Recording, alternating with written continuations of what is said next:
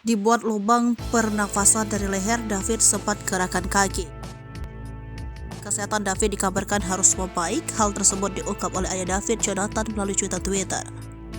David merupakan korban penganiayaan yang dilakukan oleh Mario Dandi. Mario diketahui adalah anak dari seorang pegawai Ditjen Pajak Jakarta Selatan.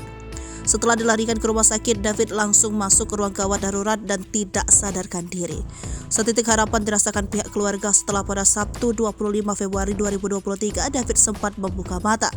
Tak hanya itu saja, ia juga sedikit menggerakkan kakinya. Lalu pada Senin 27 Februari kondisi kesehatan David kembali berubah.